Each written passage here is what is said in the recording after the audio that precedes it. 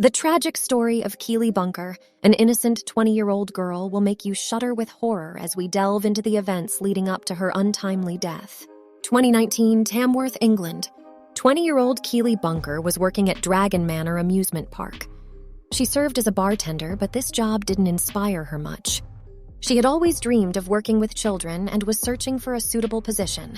Keely had a brother and a sister. However, their parents separated and didn't maintain a relationship for the sake of the family. Her mother found a new man and found her happiness, while her father didn't abandon his children and regularly took part in their upbringing. Keely grew up to be outgoing and cheerful. She had many friends and acquaintances. In her free time, the young woman helped her aunt and looked after her cousin, who was disabled. On September 7, 2019, Keely Banker turned 20. She postponed her birthday celebration to a later date. Wednesday, September 18, 2019, the day Keely eagerly awaited. She had a ticket to the concert of her favorite rapper, H. Just a few days before, she tweeted, "The only thing making me happy is seeing H on Wednesday. Hopefully he'll see me and we'll get married." And the long-awaited day came. In the evening of September 18th, Keely met with her friend Monica Regan. They lived near each other in Tamworth, a small English town with a population of 74,000. The girls went to the concert together, had a great time, and decided to celebrate Keely's milestone and continue their night at a club in Birmingham. They were joined by 19-year-old Wesley Street. The young people drank, danced, joked, and simply enjoyed each other's company. They all looked happy and joyful. After 3 a.m, the friends decided to end the party and go home. Keely, Monica, and Wesley took a taxi and headed back to Tamworth. The driver dropped them off near Monica's house. It was already 4 a.m. Keely and Wesley were neighbors. Their homes were about a 20-minute walk away. Monica asked Keely if she wanted to stay at her place, as it was dark and chilly, and the walk was long. But Keely declined, explaining that she needed to get home, rest, and freshen up. She had an interview scheduled that day for a position as a teaching assistant in a primary school. Keely had been dreaming of this job and was a bit anxious about how it would go. Keely said that Wesley would accompany her home since he lived next door. She assured her friend that there was nothing to worry about. But she was so wrong. 20-year-old Keely Banker and 19-year-old Wesley Street had known each other since primary school.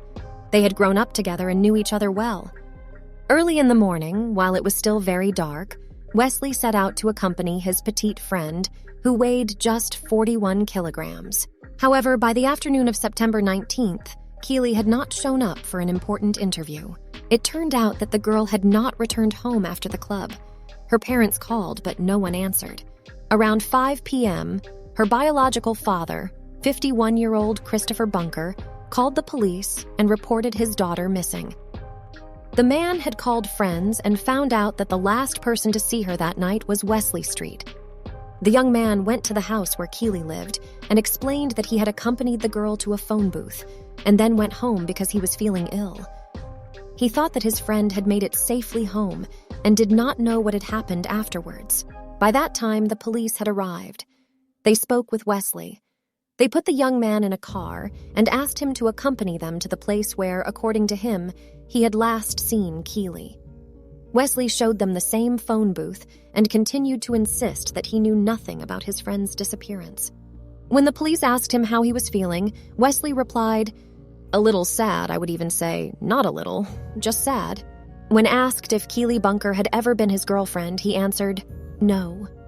The young man shared that they had been friends for about 15 years. Then he recounted that he had spent the previous night at the club with Keely and Monica. According to Wesley, the girls each only had 1 glass of alcohol, while he had 3 glasses and got drunk. The young man insisted that he had walked Keely to the phone booth, then walked to his own home, got into bed, and immediately fell asleep because he was very drunk. After Wesley's story, the police asked for his mobile phone, but initially he refused to hand it over to the officers. The young man was noticeably nervous and suddenly said, "Maybe I'm missing something, but I get the impression that you're accusing me of Keely's disappearance." He stated that he did not want the police to look at his Google search history. The longer the conversation went on, the clearer it became that Wesley was very anxious. The young man stated that he didn't have time to sit in a police car, that he urgently needed to go and look for his friend who had disappeared. Moreover, he had not thought that he would be suspected of anything bad. The officers had to explain to Wesley that they were just doing their job and following orders from their superiors. After some time, the young man finally agreed to hand his phone over to the police. When they asked for the password, he gave them the wrong code the first time, and only on the second try were they able to unlock the phone. They then immediately turned it off to save the battery. Meanwhile, Keely's relatives and friends were trying to find her on their own. They believed and hoped that she was all right. But with each passing minute, worse thoughts crept into their minds. The search didn't last long. Just a few hours after Keely was reported missing, around 9 p.m., her uncle found her. The man, seeing his niece's body, started screaming wildly. Everyone immediately knew something terrible had happened. Keely Banker's body was found in a park not far from her home. She was lying face down on the bank of a pond. Her black, tight leggings and underwear had been pulled down and twisted around her ankles, and she was wearing sneakers. Immediately after the discovery of the body, Wesley Street was arrested and charged with the murder of his friend. During the arrest, he was asked if he had any questions, to which he replied that he was very hungry and asked if he would be fed when brought to the cell. Wesley Street had lived in San Austell Close for a long time where Keely was murdered. However, the young man didn't have a permanent address. When Wesley was in school, he played football and showed great promise. However, his academic performance always suffered. He struggled with reading and writing. The young man dropped out of high school, lost his scholarship, and got a job as an order picker in an online store. Wesley denied his involvement in Keely's death. During numerous interrogations, he changed his testimony, telling 4 different stories about what happened that early morning. The young man admitted that during a game, he jumped on Keely from behind and she fell, accidentally hitting a post as there was a fence nearby. A security camera recorded Keely and Wesley entering the park together. The video showed Keely trying to escape, looking lost and scared. But Wesley insisted that they were just playing and fooling around at the moment. Forensic experts determined that the perpetrator had assaulted the girl and then strangled her. Traces of semen were found, the DNA of which fully matched the DNA of Wesley Street. Makeup traces from Keely's face were found on the young man's shirt. A forensic pathologist reported that he counted about 100 injuries on the girl's body: bruises on the face, scratches on the forehead, deep contusions. Her lower lip was torn. When the trial began, the young man again changed his version of that morning. Wesley started to claim that Keely's death happened accidentally. The young man reported that when they were heading home together, they started flirting along the way.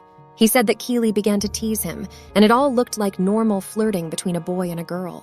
When they got to the park, they started kissing, and then decided to get more intimate. According to Wesley, they had consensual sex in the park. At that moment, the girl was happy and satisfied. During the act, he held her by the throat, and at some point, he just miscalculated his strength and accidentally strangled his petite friend. After Wesley realized that Keely was no longer breathing, he hoisted her body over his shoulder and carried it to the pond. There, he spent about an hour trying to hide the girl. Wesley Street was seen breaking tree branches and bushes, tearing up grass, and throwing it all onto Keely's lifeless body. He admitted to returning to the pond 5 times, a fact corroborated by the GPS data on his phone. In court, Wesley claimed that he covered Keely with branches not to hide her, but so no one would see her naked body. When his lawyer asked him why he didn't confess right away, Wesley replied, "I didn't know how to handle it and explain to other people how she died because I was embarrassed and very scared. I didn't know how to explain this situation to the police, relatives, and ordinary people."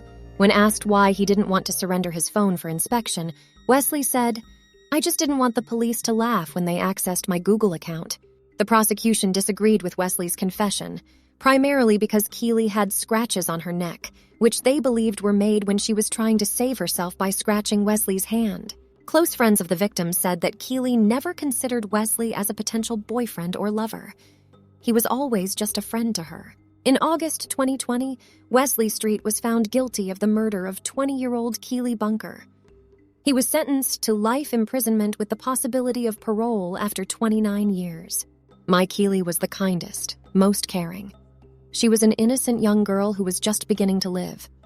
I will never forgive Wesley for what he did. My life has changed. It will never be the same, said Keely's mother, Deborah Watkins. The deeply offended father of the girl, Christopher Bunker, sadly noted, "I will never walk her down the aisle. All I have left is sorrow and a broken heart. I will never have grandchildren from Keely." The father added that he would only be at peace when Wesley Street is buried alongside his beloved daughter. After the high-profile case, 3 girls who knew Wesley Street came forward to the police, admitting that they too had been victims of his actions. After this, the young man was found guilty in a series of attacks on 3 girls, 2 of whom were under 18. For these crimes, he was sentenced to imprisonment ranging from 6 months to 5 years. Who knows? There may have been more victims who simply remained silent and continue to stay in the shadows. Thank you for watching this video. Please rate it and share your thoughts in the comments. Take care of yourself and your loved ones.